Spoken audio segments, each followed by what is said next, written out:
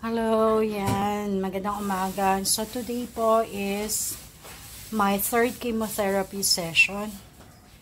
Ang appointment natin is 8:30 po. So, nakahanda na po tayo. Ito yung ating mga dadalhin. So, ito yung gamot. So, mga gamot ko po ay trastuzumab, yung targeted therapy, carboplatin, and docetaxel. So, meron po yung mga ice dyan sa loob dahil yun po yung kailangan ng gamot. Tapos, may dala rin tayong pagkain dito. Chicken croquettes. Ginawa po namin, konting pamasko sa aking mga nurses at saka sa doktor na nag-aasikaso sa atin. Yung tubig natin, yan po yung baon namin. Ayan, yung happy. Yan siya, guys. Tapos, syempre, yung normal na dala namin, yung mga, neck pillow, mga dokumento namin. So, may iwan na naman uli si my chinky boy, baby boy. Ayan. Yan. Ayan siya. Ayan siya, guys. So, mga guys, gusto ko pong magpasalamat doon sa aking butihing kapitbahay na kaibigan na nagbigay po ng tulong. So, maraming salamat po sa iyo. Alam niyo na po kung sino kayo. At sa buong mong pamilya, na God bless you abundantly. Yung tulong niyo po, yun po yung gagamitin namin ngayon. Pambayad sa hospital, sa infusion. Maraming salamat po talaga. Napakabait po ng Diyos. Ate. Na binigyan niya ako ng kaibigan na katulad ninyo. Salamat, guys. Salamat po. Kung kilala mo naman kung sino ka. Thank you po. Maraming salamat. Malaking tulong po yun. Ayun, guys. Ayun po. So, sa totoo lang po, mahirap din po magkaroon ng ganitong sakit kasi napakalaki po ng gastusin. Every 21 days, kailangan mo mag-come up ng malaking halaga. Kailangang maghanap ng mga ahensya ng gobyerno para sa gamot. Dahil sa gamot alone, guys, 88,000 per session po ang ating gamutan. Pag nakakalapit tayo sa mga government agencies, ayan, napapalibre po. Pero binabayaran din po nila kasi yung guarantee letter po, equivalent yun ng pera. So, parang yun yung ibinibili nyo po ng gamot. Kung hindi gamot yung kailangan nyo, like procedure, sila po nagbabayad ng procedure na yon. So, ayun, guys. Ito nga, sa January 9, ang tingin kong susunod na schedule ko for chemotherapy. Nagkukumahog kaming makahanap ng gobyerno, ng ahensya ng gobyerno na malalapitan namin para sa gamutan. Dahil sa gamot po. Dahil ang dami pong na cut off na po. Paano kaya yung may mga sakit, guys? Nakatulad ko, na ang tangi lang inaasahan yung tulong ng gobyerno. Dahil ang mahal po ng gamot. Sana makalusot yung i-apply natin na request para po sa January 9 pong session po yun. Ayan, guys, pero bago ko pa isipin yan at ma-stress ako dahil doon, ito munang pangatlong session. Ayan, paalis na tayo. Ready na yung mga gamit natin. Naghihintay na lang po tayo ng sasakyan. Kasi magko-commute po tayo. Nagko-commute tayo lagi, guys, eh. Ayan. So, hingal ako ngayon. Totoo rin pala, guys, yung parang totoo po pala, guys, na kapag ka nasa chemotherapy session ka or nagkikimo ka every 21 days, yung iba nga po weekly yung schedule nila. Ako lang yung standard lang na 21 days. Kapag medyo napapadami at magpangit yung pakiramdam, yung side effect, pagdating ng susunod mong session, nagkakaroon ka rin ng anxiety, ng konting takot, ng parang konting tinatamad kang magpaano. Dahil syempre, yung tumatakbo sa isip mo, mahihirapan ka na naman for a couple of days, minsan weeks, na masama ang pakiramdam, nanghihina, ganyan. Pero kailangan lang maging focused na kailangan dire-diretso lang yung gamutan para hindi bumalik ang yung mas pangit na pakiramdam. Totoo lang guys, ako napansin ko, di po ba, yung first session na tuyo.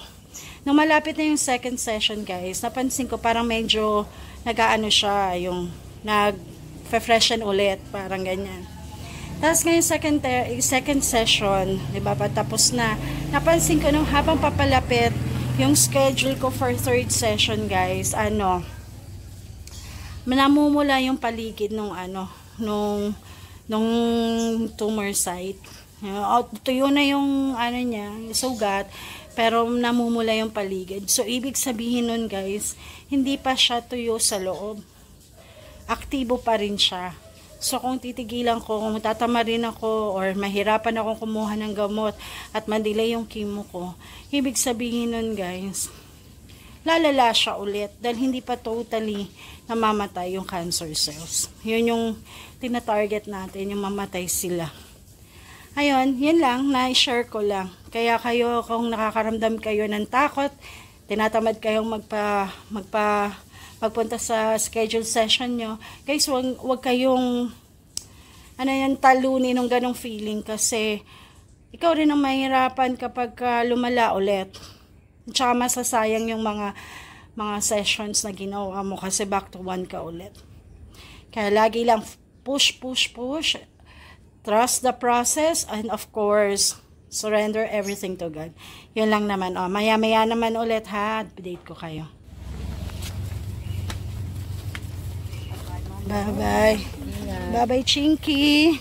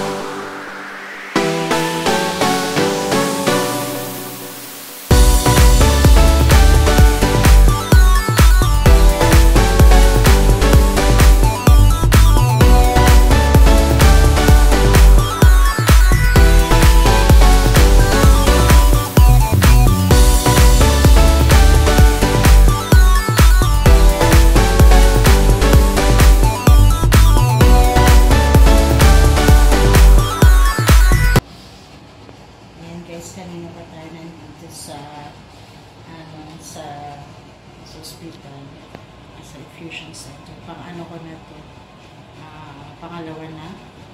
So, nangangalahati na tayo. Nakusap na natin si Doc. Meron na tayong request ng CT scan.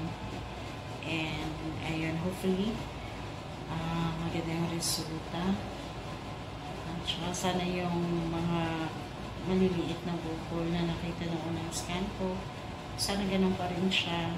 Ganun pa rin kaliliit yung bukol at hindi siya nawala. Pero kayang anuman, surrender ko na kay God din lahat. Siya nang bahala.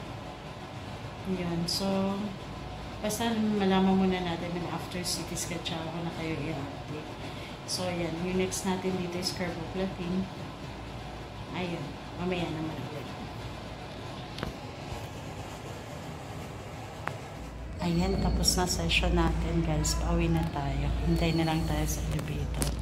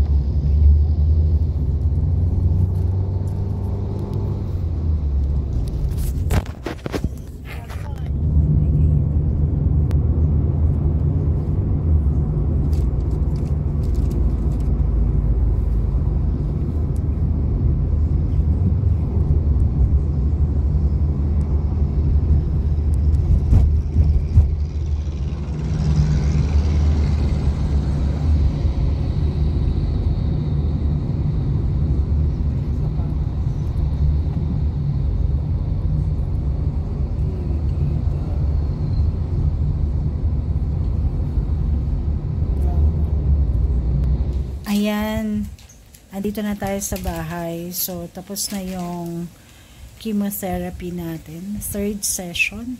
Ayan. Binawasan po ng dosage yung aking doxycycline at carboplatin. Napag-usapan na po namin yun ni Doktora nung last consultation ko sa kanya dahil bumaba po yung WBC. Medyo tumaas po yung prescription ko ng filgrastim. So, from 2, naging 3. Pero hopefully, sa 2 shots, maganda na po yung, yung resulta ng WBC. Kasi yung pangatlo po, parang ire-reserva ni Doc just in case kailanganin ko. Diba ganun yung pagkakapaliwanag niya? Ayan. Oo. So, ayun guys. Yun yung so sabi meron na rin akong request for CT scan and to the echo. So hopefully maganda yung resulta ng CT scan. Sabi niya depende sa resulta ng CT scan, pero sa nakikita niya sa tumor site ko, parang hindi niya kailangang operahin, parang natunaw ng dugo. Natunaw ng gamot yung cancer. Kaya parang auto mastectomy yung nangyari. Kasi kung i-opera daw, ano nga yung sa yung term ni Doc? Hindi, bubuka ba? Ano ba? Siya, warak. Mawawarak lang daw po. Kasi Yung naturalesa ko talaga guys, wala naman talaga akong, hindi ako gifted, flat chested po ako. So medyo na ano na siya diba, yung natuyo, sabi niya parang na mastectomy na, baka hindi na kailangan ng surgery.